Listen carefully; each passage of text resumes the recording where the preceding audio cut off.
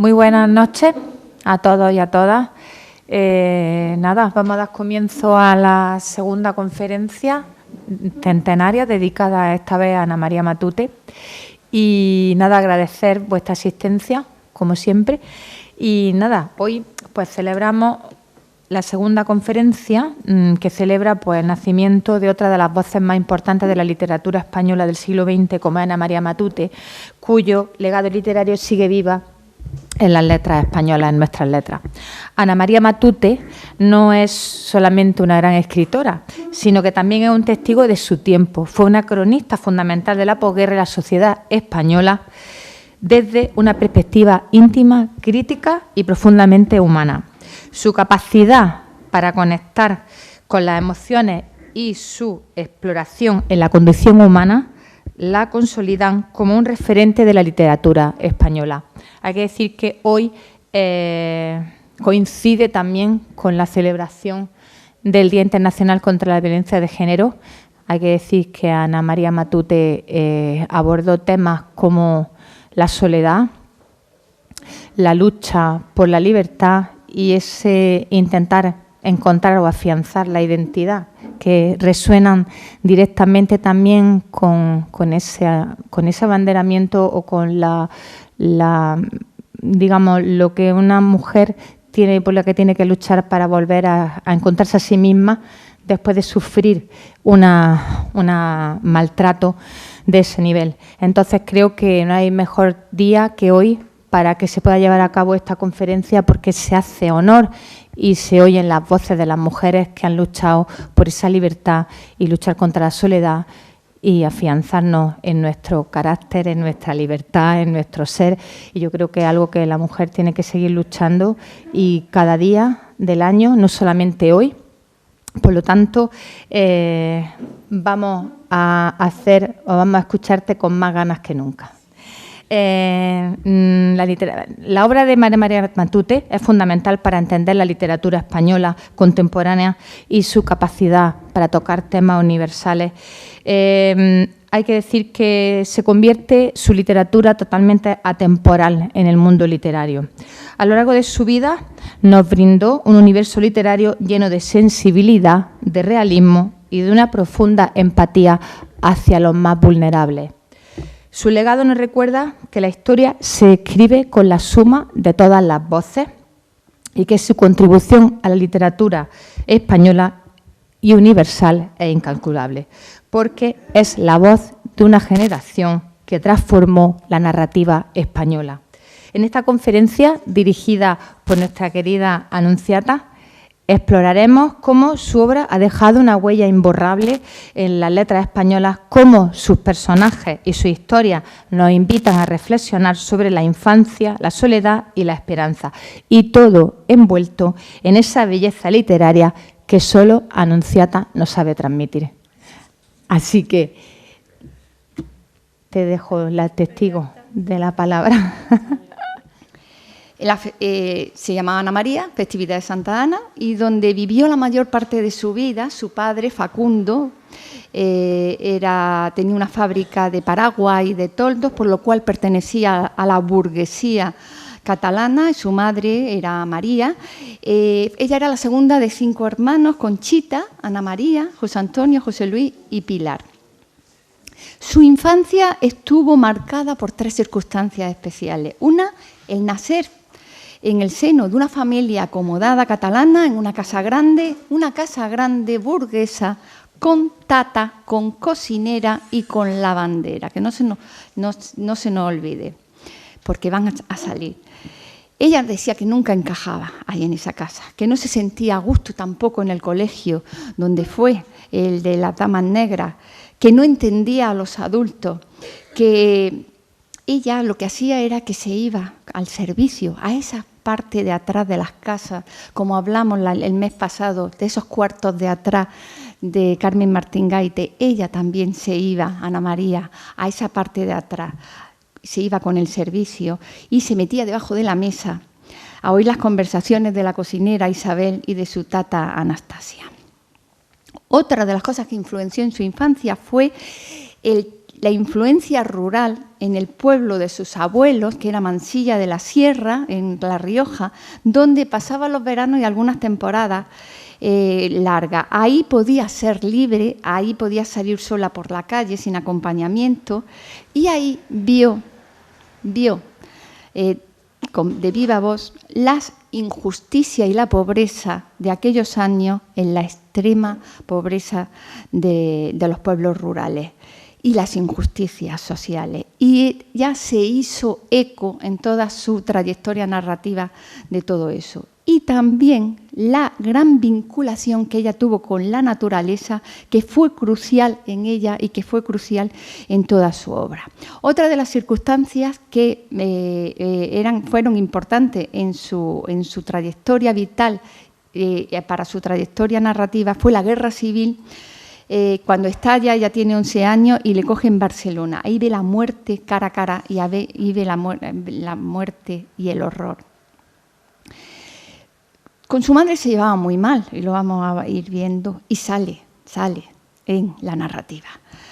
Ella decía que su madre era el Cid Campeador y que su padre, al que sí le tenía cariño, era Ulises. Decía también que, salvo su hermana mayor Conchita, que era un alma bendita, el resto de sus hermanos eran la piel de Barrabás.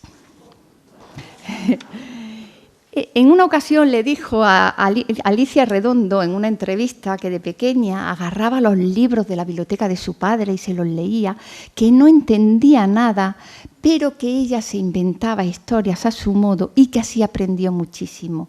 Y que una mala lectura de un buen libro siempre deja algún pozo. Decía que tuvo una infancia de papel, que era lo que más le gustaba, y lo que más le ayudó a crear un mundo propio, lo que más le ayudó fueron los libros, los que le compraba su padre y los que le leían y los que después pudo comenzar a leer.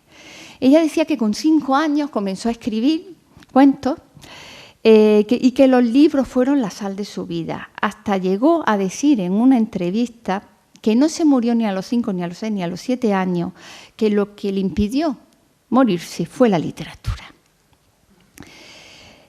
Su cocinera Isabel tuvo mucha impresión y mucha representación en su vida y en el desarrollo de su imaginación. Decía que le contaba cuentos terribles, llenos de muerte y de violencia, y que a ella eso le encantaba. Decía que la persona más culpable de su vocación de escritora fue su cocinera Isabel, porque era alta, guapa, esbelta, como también Anastasia. Las veía altas, guapas, esbeltas, bien vestidas, con las manos limpias, con las manos aseadas en la uña. La visión que ella tenía, tanto como las quería, la visión que se le quedaron, porque no podían tener las manos como su madre. Isabel le contaba cuentos jocosos, socarrones, a veces picantes, y eso a ella le gustaba. Y se los narraba en secreto, cuando tenía que dormir la siesta o cuando tenía que hacer los deberes. Los cuentos de Isabel eran cuentos costumbristas, llenos de pueblo y de historias de los tontos del pueblo. Uno de los cuentos es muy conocido, era ese de que una vez un pueblo de tontos que se creía que por las noches se le escapaba el sol, y todas las noches cargaban los carros con las mantas, con los colchones, con las sartenes, y corrían por los caminos y por los bosques en busca del sol, para que el sol no se le escapara, para poderlo alcanzar. Estas son las historias de los nómadas, ¿no? Isabel le contaba, pero Anastasia, la tata, sabía leer y la tata le leía, sobre todo los cuentos de Andersen. Ella decía que aquello para ella era como no pisar el suelo. Decía que las hormiguitas, que eran las letras, que así llamaba ella las letras, antes que se las podían leer, y que esas hormiguitas levantaban historias y que eran personajes y que eran otro mundo. Y ella dijo, cuando sea mayor, quiero hacer esto, quiero escribir. La tata, Anastasia Arrizabalaga Zubia, donde ella se cobijaba debajo del delantal cuando lloraba, decía que olía a pan tostado. y era su estrella. Y según ella, la única persona de su entorno que le proporcionaba sensatez. Le llamaba Totito y a veces le decía palabras en euskera y también se sabía cuentos terroríficos que cada día le contaba uno distinto con tremendas barbaridades. Cuentos de miedo, que a todos nos han gustado, de chicas, ¿no? Los cuentos de miedo. Bueno, también le contaba cuentos de niños que se escapaban con pájaros y que se comían a la gente. Y a ella eso le gustaba, los cuentos más terroríficos. Su abuela también le contaba cuentos donde aparece la nieve. La nieve es muy representativa en la trayectoria literaria de Ana María Matute, como también lo es en la trayectoria literaria de Andersen. Ese cuento del hombre que no tenía hijos, que salió a la nieve y que se hizo una muñeca de nieve y que la niña habló y que cumplió 7 años, pero la noche de San Juan la niña tenía miedo de saltar la hoguera porque se volvía blanda y se podía derretir. Y ella le preguntaba a su abuela si ella podía también apagar ese fuego para que la niña no se derritiera. Así que Andersen y la nieve y la reina de las nieves tuvo mucha representación. Pero en su infancia, la infancia tan importante en la historia de Ana María, esa infancia que es representada en las obras literarias, aparece un símbolo material, que es Gorogó. A los 4 años, su padre, en uno de sus viajes de trabajo de Londres, le trajo un muñeco de trapo negro que los ingleses llaman, Irene, corrígeme, ¿dónde estás que no te veo? Gulligoth o algo así, ¿no? Se ríe, no me lo dices. Bueno, ella le llamó Gorogó. Su hermana Conchita tenía muñecas y dormía con ellas, pero a Ana María no le gustaban. A ella las muñecas le importaban un pimiento. Gorogó no solo fue su muñeco, fue su confidente, fue su amigo y, según ella, el mejor amigo que haya tenido nunca, porque nunca la traicionó. Pasó toda la vida pegada a Gorogó.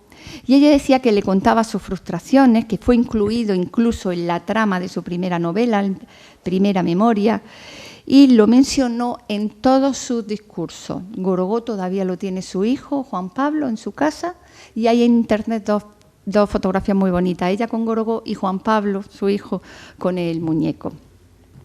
Así que Gorogó pues fue la metáfora de la fidelidad a la infancia, a lo que la infancia representaba como memoria, como despensa de la fantasía y de la imaginación, y la infancia como territorio y sustrato para escribir siendo ya adulta.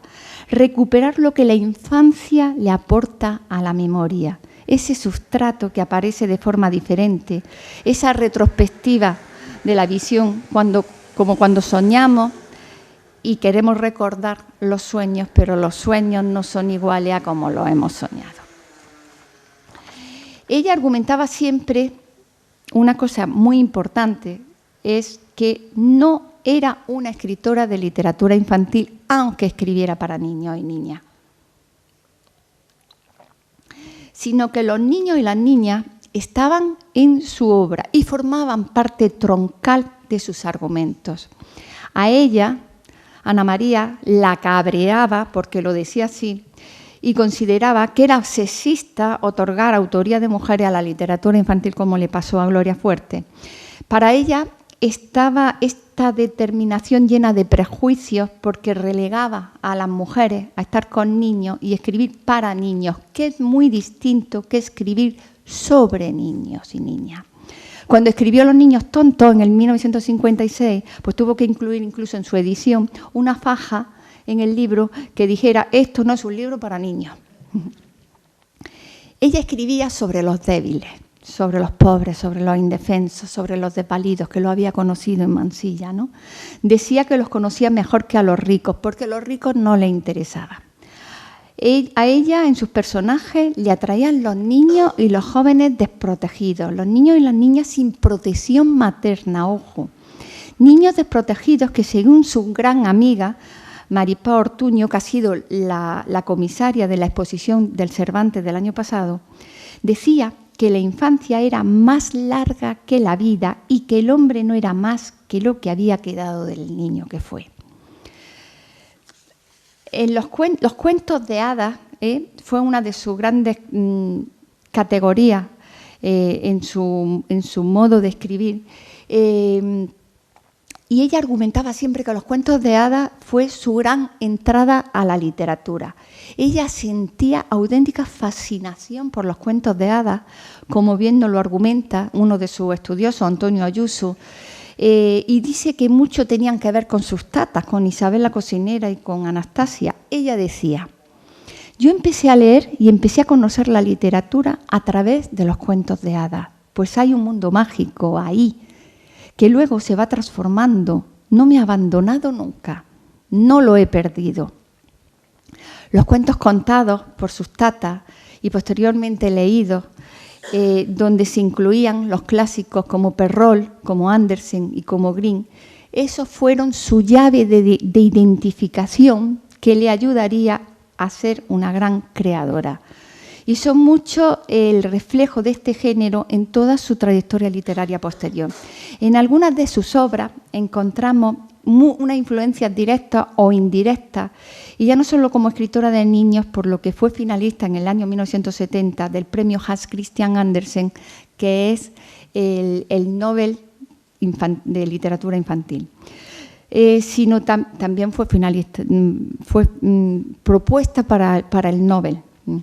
Bueno, fue finalista, pero el Nobel fue propuesta, que no me quiero equivocar, decirlo más. Sino también era la estructura, ¿no?, de los cuentos de hadas pasado a la novela de adulto. Y ahí tenemos ese olvidado Rey Vudú, publicado en 1996, donde se narra ese nacimiento y la expansión del reino de Olar, que decía que era su libro favorito y que aportaba una ambientación medieval con elementos de fantasía, libros de caballería y cuentos de hadas, toda esa mezcla que son muchos personajes, una novela coral. Esta novela fue publicada tras un largo periodo de inactividad, que ahora hablaremos de eso, y considerada por muchos críticos como una obra clave en la literatura del siglo XX. Es una novela de una saga familiar. El rey nace en la página 186 y es ambientada en un país que está rodeado de países sometidos en perpetua rebelión. Aparecen tragos, hechiceros y bufones en permanente disputa, pero también aparece lo salvaje y la exaltación del vino y de la lujuria. Yo no sé si que utilicéis estas sillas que hay por aquí, ¿no? Bueno, y allí también hay otra. Sí. Ya, vale. Ella escribió obras de ficción donde presentaba esa como intertextualidad, ¿no?, con los cuentos de hadas y con su mundo, y aquí es donde podemos ubicar esas novelas que acabo de comentar ambientadas en la Edad Media. Aquí tenemos La Torre Vigía, Olvidado Rey Vudú y Aramanoff, que el arquetipo de la novela de fantasía. También tuvo una obra formada por recreaciones de los cuentos de hadas tradicionales, y esto es muy interesante porque escribió,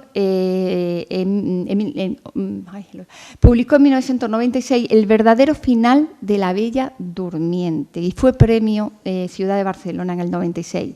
A medio camino entre lo que es un relato breve o un cuento, ella contaba que no pudo leer el cuento de la Bella Durmiente hasta el final, que lo pudo leer solo en francés, puesto que se censuraba que un niño o que una niña pudiera acceder a leer esos finales, porque es terrible el final, ¿eh?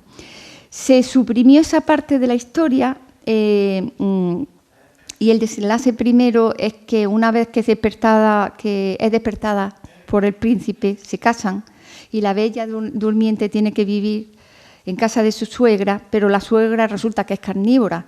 Y bueno, pues se quiere comer a los nietos y se quiere beber a la nuera, y bueno, y no hago spoilers cómo termina. Sí. Así que Ana María respeta la estructura y la dramaturgia del cuento, pero aporta la versión matutana. aportando una mayor extensión que el cuento normal, aporta una mayor complejidad al argumento, aporta un lenguaje mucho más elaborado y mucho más estético y una narrativa mucho más modernizada que el cuento tradicional. Considerando que Ana María aportaba una recreación literaria a los cuentos tradicionales y para ello, para ella, todo esto supuso cumplir con una asignatura que tenía siempre pendiente, que era escribir cuentos de hadas que tanto disfrutó de niña y que era un homenaje al género del que se nutrió considerablemente. Olvidado Rey Gudú permaneció abandonado en un cajón y eran las historias que ella le contaba a sus sobrinas cuando iban a visitarla, sobre todo cuando vivía en Sitges. Su editora, Carmen Balset, la secuestró cuando ya iba saliendo de la depresión que tuvo. Le dijo que metiera en una maleta un camisón, un cepillo de dientes, una muda de una ropa y le mandó un coche a recogerla y se la llevó a su piso de la Diagonal y le dispuso una secretaria, menuda era Carmen Balset, y una máquina de escribir, y al mes terminó El olvidado Rey Gudú. Balset pues creyó firmemente en ese manuscrito porque con esa amplia intuición editora, con ese olor que tenía, y ahí en ese olvidado Rey Gudú pues se reanimó Ana María y de nuevo volvió a surgir la gran escritora, y vendió muchísimos libros. Ella siempre admitió que no escribía para vender, sino para que alguien le dijera de forma humilde, dice, mira, me ha gustado mucho. Sí, se gusta, ¿verdad? Lo que ella no era partidaria de reconstruir y adaptar los cuentos infantiles de antaño, ni de endulzarlos, ni por supuesto era una contraria a Disney. Era contraria a que se cambiara el final. Ella argumentaba que pocas cosas había tan cargadas de magia como las palabras de un cuento, y los cuentos representaban los aspectos más inolvidables e intensos de la primera infancia. Ella decía, son los pueblos, las aldeas, las que reciben a los cuentos por la noche, con suavidad y en invierno. Son como el viento que se filtra gimiendo por las rendijas de las puertas, que se cuela hasta los huesos, con un estremecimiento sutil y hondo. Hay incluso ciertos cuentos que casi obligan a abrigarse más, a rebujarse junto al fuego, con las manos escondidas y los ojos cerrados. Ella en sus textos presentaba la magia asociada a los niños, pero sin prescindir de la crueldad.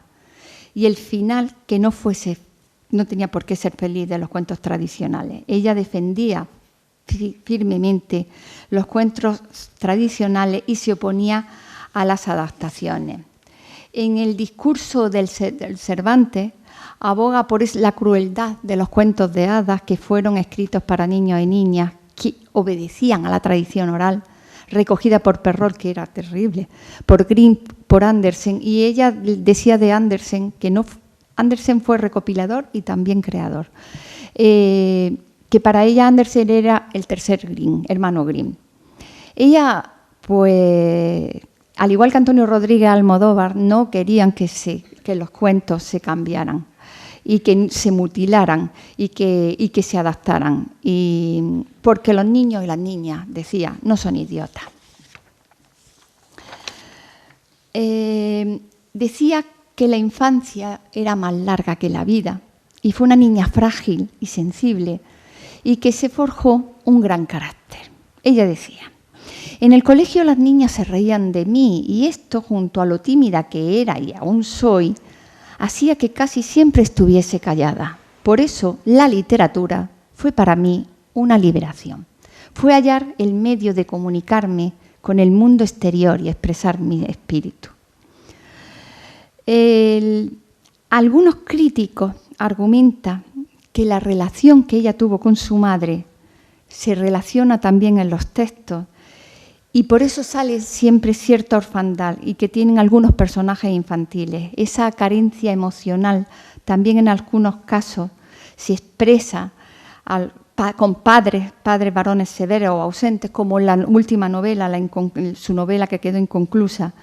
Y así ella iba exponiendo situaciones familiares de niños y niñas con soledad emocional, como ha dicho Madeleine, como discrepancias generacionales en personajes femeninos y jóvenes revelándose a sus madres. La orfandad es común en la obra matutana y varias son las protagonistas que pierden a sus padres.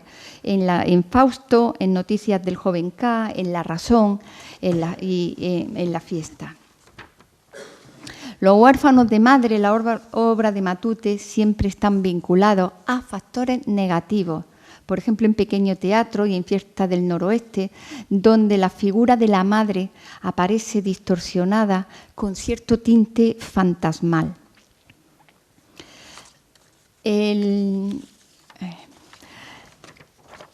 La orfandad es importante también porque ella, la relación con su madre siempre le aterrorizó y se ponía nerviosa y quizás decía que su tartamudez fue origen de la relación que tenía con su madre.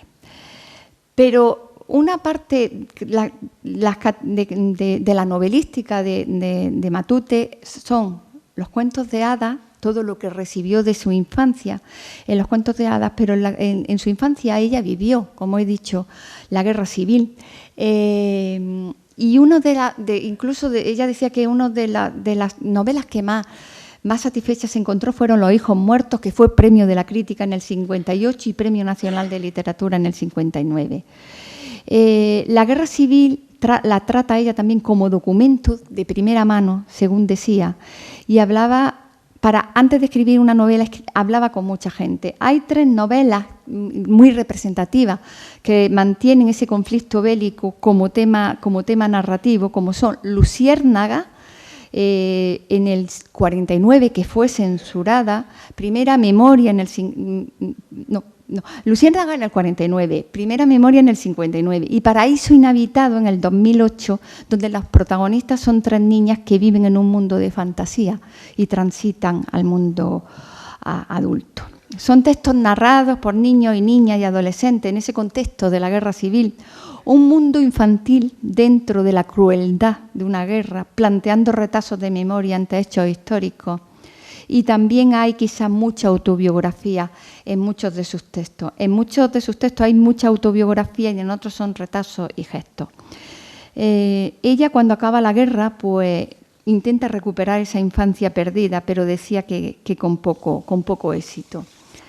Esa visión de la guerra puesta en los ojos de los niños y de las niñas fue una constante en las novelas de Matute.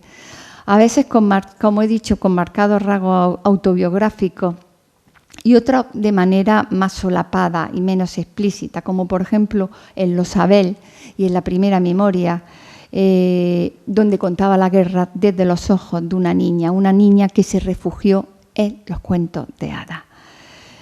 A la generación de Ana María Matute, que era la generación de los 50, le llamaron los niños de la guerra, y ella decía también que eran los niños, bueno, y también Josefina Aldecoa decía que eran los niños asombrados. Según los críticos, existen muchos datos autobiográficos en esas novelas y Redondo Goicoechea, otro de sus investigadores, argumenta que lo que ella expresaba era una autobiografía interior, donde lo funde todo. ¿Y cómo? Pues el amor por la imaginación y la fantasía de los cuentos de hadas, la influencia de la guerra, el miedo a su madre, el cariño de su padre, sus amores, sus miedos, su silencio. Y así que a veces vida y obra estaban como muy entrelazados, se fundían, ¿no? Y aquí encontramos novelas donde ocurre esto, como La mitad del camino o El río, que quizás sea la novela más representativa. Y en Primera Memoria aparece Gorogó. Gorogó aparece mucho, ¿eh? Y en Paraíso Inhabitado aparece esa presencia también de un pequeño teatro de títeres y la enfermedad de la protagonista. Ella tuvo una enfermedad renal siendo niña y aparece algo importante en su vida, que es la cocina. que ya hemos dicho, quién estaba en la cocina, quién vivía en la cocina, porque la cocina le proporcionaba territorios de seguridad, de cariño y de afecto. Y eso se traslada también a su novela. Y también el cuarto oscuro de los castigos. Ella, que le tenía terror a su madre, cuando oía sus tacones, se ponía a temblar y a tartamudear de la angustia, y si la castigaban, la mandaba al cuarto oscuro. Pero argumentó después, con el tiempo, que comenzó a gustarle ese castigo, pues comenzó a sentir que el silencio se escucha y se oye, y descubrió ese fulgor de la oscuridad. Y dice que comenzó a parecerle algo mágico.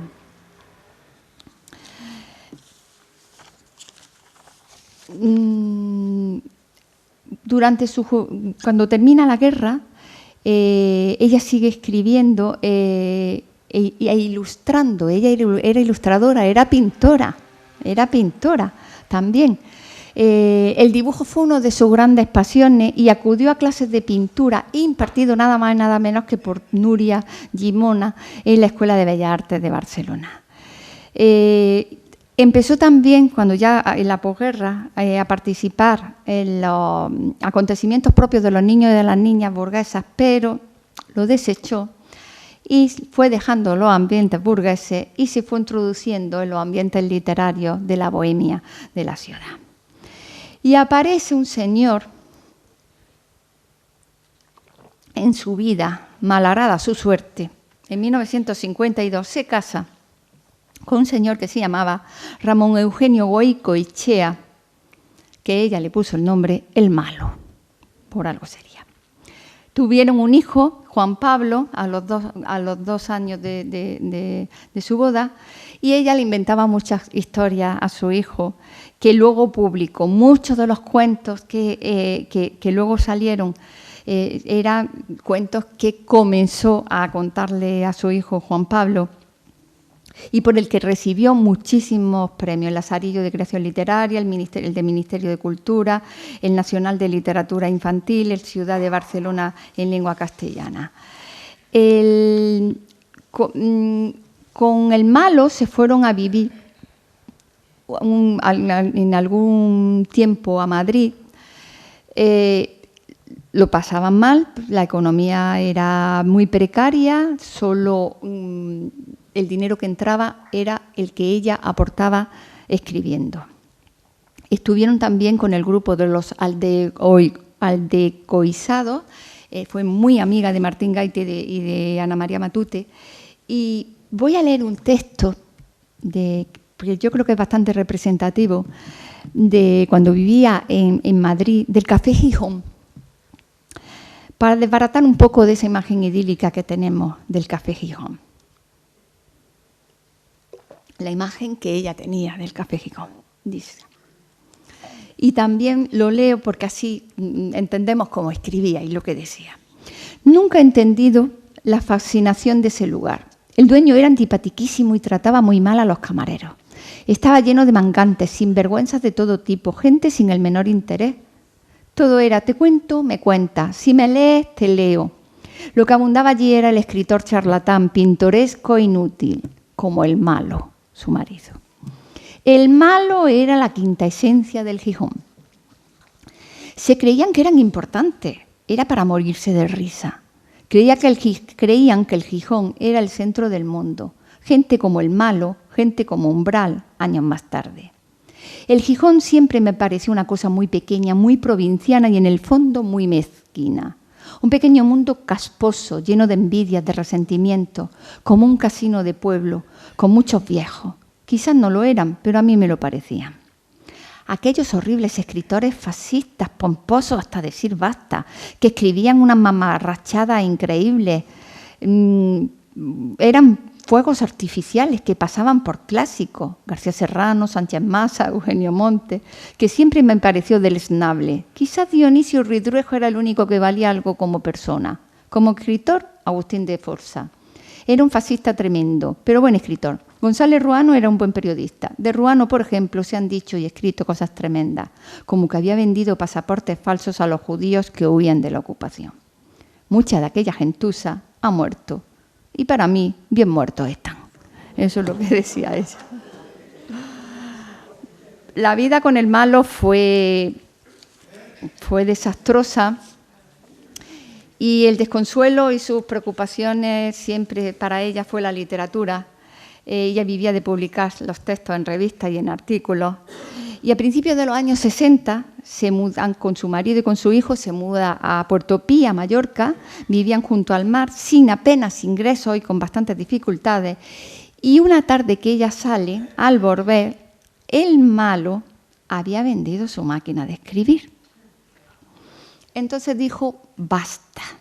Y él dijo, pues me voy. Y se fue a Barcelona, pero se llevó a su hijo.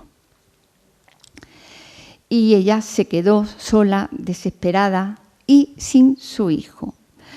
Fue acogida por Cela y por Rosario Conde en su hermandad. Ella decía que Cela siempre se portó muy bien con ella, que recogía a todos y que allí también estaba Caballero Bonal, de quien se hizo muy amiga, y que ambos en casa de los Cela Conde leían ellos, Caballero Bonal y Ana María Matute, leían a Pulgarcito, la revista de Camilín, del hijo.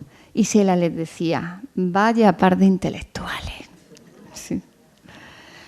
Bueno, ella lo pasó francamente mal y hay que tener en cuenta que la familia se sustentaba con lo que ella ganaba, pero que por ser mujer no podía acceder a su cuenta bancaria, él administraba o derrochaba los escasos ingresos que tenía.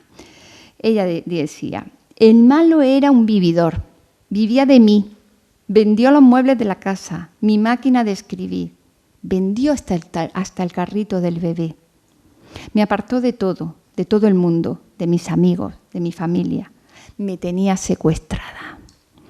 Yo creo que hoy, día 25 de noviembre, tenemos que decirlo. Se separa del malo, se va, pero ella decide separarse cuando aún no había divorcio en España, pero si un matrimonio se separaba, la custodia iba al marido. Entonces perdió a su hijo al instante y aún ahí comenzó su grandísimo calvario de abogados y de exámenes de curas con preguntas absurdas. Pero tenía una buena suegra y una buena cuñada, la suegra era francesa, que le ayudó a que pudiera a escondidas ver al hijo los sábados. Entonces ella iba a casa de la suegra, recogía al niño y se lo llevaba al cine. Y ella durante casi 3 años. Y ella dijo que era el niño de los sabadillos. Tenía que ir a hablar con los curas hasta que pudo quedarse con su hijo. Cuando recuperó a Juan Pablo, pues se pudo ir a Estados Unidos aprovechando las ofertas laborales que tenía en universidades americanas. Su amigo Torrente Ballester le increpó el abandono del marido. Dice, con todo lo que yo aguanté, decía, con lo sola que estuve, esto es de loco, porque Torrente Ballester no lo entendió. Bueno, ella sufrió la censura,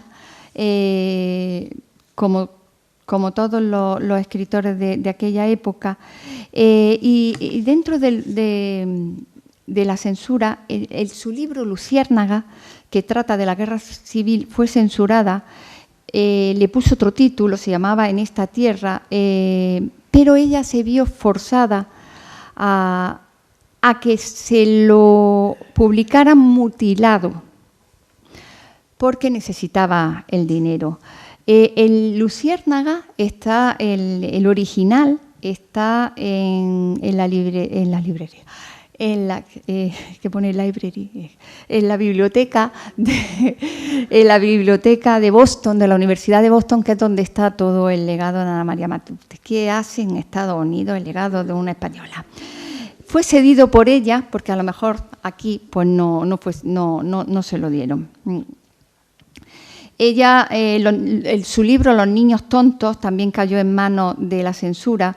La censura era muy arbitraria y muy contradictoria. Dependiendo de quién le cayera el manuscrito, pues entraba o no salía. Los niños tontos cayó en manos de una bibliotecaria que sé ya que me da coraje, pero se llamaba María Isabel Niño Mas y la consideró que era muy perturbadora y potencialmente dañina para que los niños y las niñas los leyeran. Y luego su segundo censor fue un cura, el padre Francisco Aguirre, que sí permitió su publicación, pero con ciertos recelos. Luciérnaga se pudo reeditar en el 93, no fue la primigenia, pero sí ya pudo de alguna manera llegar a ser lo que era la original. Hay que decir también que ella, aunque se iba a Estados Unidos a tener estancia en universidades americanas, en 1972 se le prohibió salir al extranjero. En el 72. Ella quería ir a un congreso de literatura infantil en Niza, pero no se lo impidieron. Hasta que no murió Franco, no pudo entrar ni salir a su antojo. Pero aparece en 1963, estoy jugando un poquito con los años, aparece el bueno,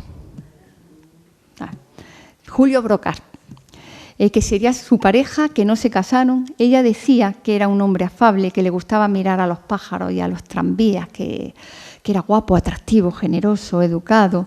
Le sacó de todos los baches que tuvo. Estuvieron 28 años juntos en aquella época, tuvieron que llevarlo en secreto, porque según las leyes le podían quitar otra vez a su hijo si trascendía que estaba viviendo con otro hombre. Fueron muy felices en secreto. También se iba con ella a Estados Unidos, pero la mejor época de su vida fue en Sitges, donde se fue a vivir con Julio y con su hijo, y que allí pasaron bastantes años. Ella tenía un taller de carpintería, construía ciudades de madera y de metal, hacía joyas y las vendía, Sí, las vendía. Allí se reunían todos los amigos de la Gauche Divine, con Carlos Barral, con Goytisolo, con Castellers, con Esther y Oscar Tusquets, con Ana María Muat. Cocinaba muy bien, pero era muy, muy despistada. Se le quemaba mucho la comida. Y tenía que poner folios diciendo, cuidado, patatas al fuego. Allí comenzó a escribir el Olvidado de Rey Gudú. Fue su mejor época, viajó mucho con Julio, le encantaba a la gente, observarla, era muy creativa, le gustaba dibujar. Pero una noche que había una cena en Sitges, una cena ofrecida a Julio Cortázar, de pronto ella se siente mal y se tumba en el sofá. Su marido, Julio, se lo recriminó. A partir de ese día comenzó todo a derrumbarse y tuvo una terrible depresión, lo pasó muy mal, no tenía motivo porque tenía a su hijo, tenía éxito, tenía sus libros, sus traducciones, las traducían a otros idiomas, viajaba y fue tratada por un psiquiatra, por el psiquiatra Domingo Carrera, comenzó a tener obsesiones y ella decía: algo se rompió dentro de mí a los años 50. No me quiero poner medallas de legionario sufriente, pero he llegado a levantarme por las mañanas y decirme: arrástrate, gusano, arrástrate. Después ella hablaba con mucha naturalidad de su depresión y decía que le encantaba estar viva. Pero en medio de todo esto también, un 26 de julio de 1990, el día que ella cumple 65 años, Julio le da un infarto fulminante y fallece. Y fallece a la misma hora que ella nació. La misma hora que ella nació, el día de su cumpleaños, 65 años. Ella decía que eso no era una casualidad. Bueno, eso efectivamente la sumió en una gran tristeza que no tenía nada que ver con su depresión. Pero yo quería comentar también algo muy importante. Cuando he dicho antes de esa vinculación que ella tenía con la naturaleza, el bosque, esa vinculación que empezó a tenerla cuando se iba a veranear con su abuelo a Mansilla. El bosque era donde el lugar, decía, que escapaba en su infancia y en su adolescencia. La naturaleza, ¿no?, que era tan impactante en su obra.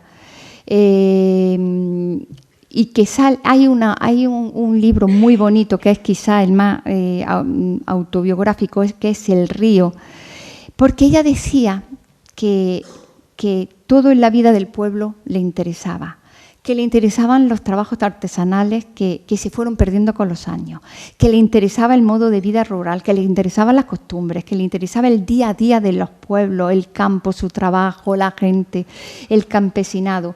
Pero sin duda lo que más le podía marcar su imaginación, su imaginario, lo que más le nutrió fue el bosque, los bosques. Ella decía que el bosque era el lugar donde todo podía suceder. Aquí me recuerda un poco, podemos ligar con María Zambrano, en Los claros del bosque, ¿no? El lugar donde podían suceder los sueños y la magia, porque el bosque, decía, estaba lleno de misterio. Y de ahí también su olvidado Rey Vudú. En el bosque, en el discurso de la Academia, que es precioso, en el 98, que fue contestado por Francisco Rico, un discurso muy esclarecedor de toda ella y de su relación con los bosques. En el bosque vivían los árboles de varias variedades, pero ella amaba sobre todo los robles, porque en su interior hay túneles que conducen por desconocidas galerías hacia el interior de la tierra. Ojo, le gustaba perderse por las altas tierras, sobre los helechos, lo umbrío, ver las fresas silvestres, todo lo que el bosque le daba. El bosque era para ella como Alicia en el País de las Maravillas, donde se ofrece lo más mágico que te puede ofrecer la historia de la literatura, que es el deseo de conocer otro mundo, ingresar en el reino de la fantasía, como atravesar el espejo donde nos vemos a nosotros mismos, pero al revés, quizás de esa forma de dispersar la realidad, quizás eso sea la literatura. Los libros para ella siempre fueron bosques, bosques misteriosos donde la palabra se orienta entre los árboles y los matorrales. Así que siempre mantuvo esa connotación simbólica con el bosque, porque para ella el bosque era el mundo de la imaginación, de la fantasía, el mundo del ensueño, pero en definitiva eso se transformaba en la propia literatura, y la literatura es la palabra. Con los 100 años de su nacimiento se ha reeditado de una manera exquisita un libro que se titula En el bosque, que es un relato lleno de fabulación muy poético, extraído de su discurso de la Academia, y donde se encuentran todas esas imágenes y esos personajes que siempre la acompañaron en su trayectoria literaria, y donde utiliza la metáfora que los libros eran para ella como esos bosques misteriosos, y que siempre mantuvo la voluntad constante de adentrarse en ello. Es una joya literaria este libro, donde también encontramos su niñez, el embeleso por la literatura, lo que representaron los cuentos en su infancia, y también el horror. Su horror fue los niños abandonados, y como este texto, a modo de metáfora subversiva y revolucionaria, ella, Ana María, es una contracaperucita que va por el bosque, que se atreve a ir por el camino prohibido, y lo más importante, ella se enfrenta al lobo y juega con el lobo, porque, como ella siempre decía, no quería ser una niña obediente.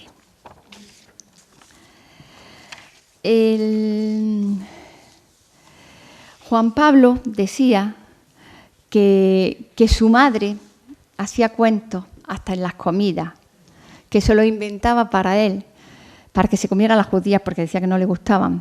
Juan Pablo decía que su madre siempre fue una mujer alegre hasta el último momento.